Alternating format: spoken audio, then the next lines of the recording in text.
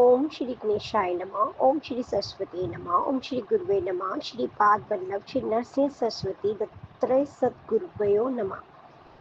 नाम धारक ने सिद्ध ने पूछा, हे महात्मा जी, नरसिंह सरस्वती ने समस्त संसारिक बंधनों को तोड़ दिया था, फिर भी वे पुनः अपनी माता के दर्शनार्थ गए। क्या इसे संन्यास के नियमों का उल्लंघन नहीं माना जाएगा? मुझे ये भी बताएं कि उनके शिष्य कौन थे तथा उन्होंने तत्पश्चात क्या किया। सिद्ध ने समझाया, श्री नरसिंह सरस्वती ने अपने व्रत के अनुसार समस्त देश की तीर्थ यात्रा की व लौटकर अपनी माता के दर्शनों हेतु गए। माँ तो सन्यासी के लिए भी आदर की पात्र है, अतः वे उन्हें आदर प्रदर्शित करने घर गए। उन्होंने अपनी यात्रा माता के घर से ही आरंभ की थी, अतः वह वहीं समाप्त भी होनी चाहिए। यात्रा के अंत में प्रत्येक व्यक्ति को अपने उद्गम में ही लौटना चाहिए। श्री गुरु के 7 शिष्य थे, बाला, कृष्ण, उपेंद्र, ज्ञान ज्योति, सदानंद, माधव तथा सिद्ध। मैं स्वयं हम सभी के नाम के आगे सरस्वती उपनाम लगा हुआ है। इसके सिवा उनके कुछ गृहस्थ शिष्य भी उनके साथ उनके गांव गए। वहां उन्होंने अपने माता पिता, भाइयों व बहनों को आशीर्वाद दिया तथा उन सभी ने उनका पूर्ण सत्कार किया। तब उनकी माता ने अपने पूर्व जन्म को स्मरण करते हुए अपने पति से कहा, जब मेरा एक मूर्ख पुत्र था तब मैं आत्महत्या करना चाहती थी। भगवान श्रीपाद ने मुझे दुखों से उबारकर मेरी रक्षा की थी। ये नरसिंह उन्हीं के अवतार है। तब उन्होंने आशीर्वाद के रूप में ये वचन दिया था कि पूर्व जन्म में मैं तुम्हारे घर पुत्र होंगे जिनका आध्यात्मिक ज्ञान उनके समान होगा। इस विषय में उनके समान अन्य कोई नहीं है, अतः उन्होंने अपने प्राकृतिक रूप में से सत्य बोलने के कारण मेरे पर दया करके मेरे पुत्र के रूप में जन्म लिया।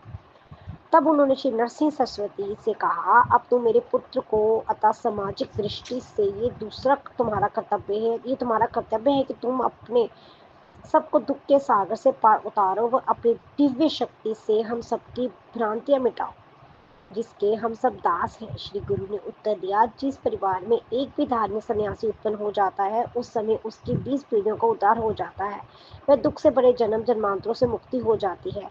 माँ, मैं आपके पुत्र के रूप में उत्पन्न हुआ हूँ, अतः आपको वही की कोई आवश्यकता नहीं है। आप मोक्ष काशी जाकर होगा।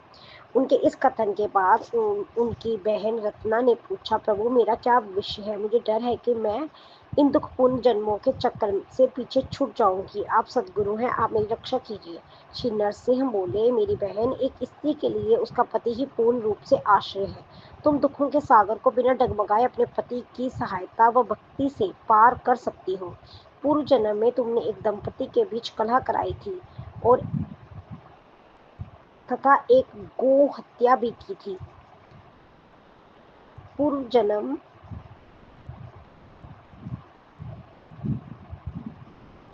जिसके परिणाम स्वरूप तुम्हारा पति संन्यास ग्रहण करेगा, वह तुम्हें कुष्ठ रोग होगा।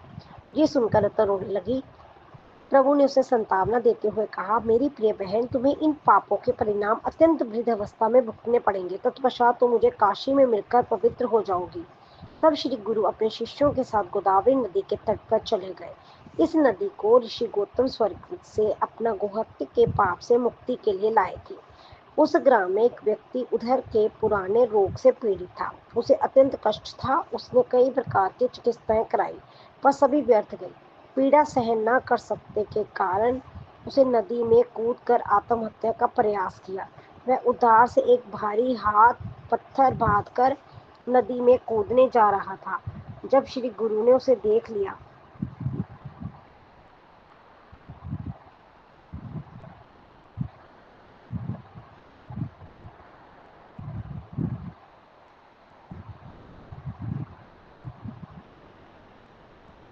बुलाया तथा ऐसे निराशपूर्ण अंत करने का कारण पूछा।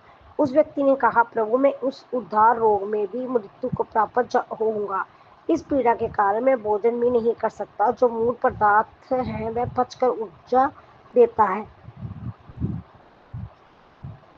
जो प्रत्येक प्राणी का जीवन है। क्या मृत्यु भोजन न कर पाने से उत्तम नहीं है? पूर्व जन्म जब वर्तमान जन्म में समता मैं किसी व्यक्ति को भोजन दान न किया होगा, जब भोजन छुड़ाया होगा तो वास्तविकता में किसी गाय या ब्राह्मण का होगा। जहाँ मैंने अपने माता पिता का अनादर किया होगा, जब भगवान को भोजन अर्पित नहीं किया होगा, जब किसी अतिथि ने भगवान की को चौखट से बुखर उठाया होगा, जब माता पिता का तिरस्कार करके पत्नी के साथ सहवास किया होगा, मैंने ऐसे कई सत्कर्म नहीं किया होगा जिसमें भोजन पा सकूं। अब मैं उसका परिणाम प्राप्त कर रहा हूँ। इसी परिणाम के फलस्वरूप मैं इस जीवन में सहायता के लिए हाथ भी नहीं फैला सकता। मैं इस पृथ्वी का पर भार हूँ। इस प्रकार वह अपने भाग्य को दोष देने लगा। श्री गुरु ने उसे ये कहकर संतावना दी कि हे ब्राह्मण, भयभीत मत हो, मैं तुम्हें औषधि दूंगा जिससे तुम एक साधारण व्यक्ति की भांति खा सकोगे। उसी समय श्यामदेव नामक ब्राह्मण भक्त वहां आए तथा श्री गुरु को प्रणाम किया। वह दक्षिणा की प्रसिद्ध नगरी कांची से आया था, जहां वह एक जवन राजा के दरबार में सेवक था। श्री गुरु ने उसे कहा, श्यामदेव, ये ब्राह्मण अपनी उदार पीड़ा सहन नहीं कर पा रहा है, ये मृत्यु को प्राप्त होना चाहता है, अतः मैं इससे दिव्य औषधि दूंगा। सर्वप्रथम तुम इसे पूर्ण संतुष्टि पूर्वक भोजन कराओ। श्यामा देव ने भय से कहा, प्रभु, जब जे महा जब पखवाड़े में एक बार भोजन ग्रहण करता है तब इसे अत्यधिक कष्ट होता है, अतः जब मैं इसे संतुष्टिपूर्वक भोजन करवाऊंगा तब क्या इससे मृत्यु प्राप्त नहीं होगी? श्री गुरु ने मुस्कुराकर कहा, कोई चिकित्सक मेरे से ज्ञानवान नहीं है, तुम इसे बिना किसी शंका के भोजन कराओ, शेष समस्त ध्यान में स्वयं रखूंगा। श्यामदेव ने उन्हें स्वीकृति दी। प्रभु, आपने जैसा कहा वैसा ही होगा, परंतु मेरी आपसे प्रार्थना है कि आप भी अपने समस्त शिष्यों सहित मेरे घर भोजन के लिए पधारे व मेरा आतिथ्य स्वीकार करें। मैं स्वयं को आपके शिष्यों के रूप में समर्पित करता हूँ। कृपया दया करके मुझे स्वीकार करें व बचाएं। श्री गुरु ने उसका निमंत्रण स्वीकार कर लिया तथा उस समय आने पर शिष्य सहित श्यामदेव के घर पहुंचे। उसने पूर्ण आदर से उनका स्वागत किया व पूर्ण श्रद्धा व वैदिक मंत्रों जैसे पुरुष सूक्त आदि से उनकी पूजा अर्चना की। उसने अपने परिवार के साथ उनके चरण धोकर पद तीर्थ ग्रहण किया। श्यामदेव ने उनके शिष्यों की भी पूजा की तथा सभी अतिथियों को भोजन कराया। इस रोगी ने श्री गुरु, जो समस्त गुरुओं के भी गुरु थे, वह जो अपने भक्तों को मोक्ष प्रदान करते हैं तथा उनके भक्तों की उपस्थिति में भरपेट भोजन किया तथा उसी क्षण उसके समस्त कष्ट दूर हो गए। श्री गुरु की निकटता से उसके मन में वैराग्य उत्पन्न हो गया। उसने असीम श्रद्धा से भी गुरु की पूजा अर्चना की।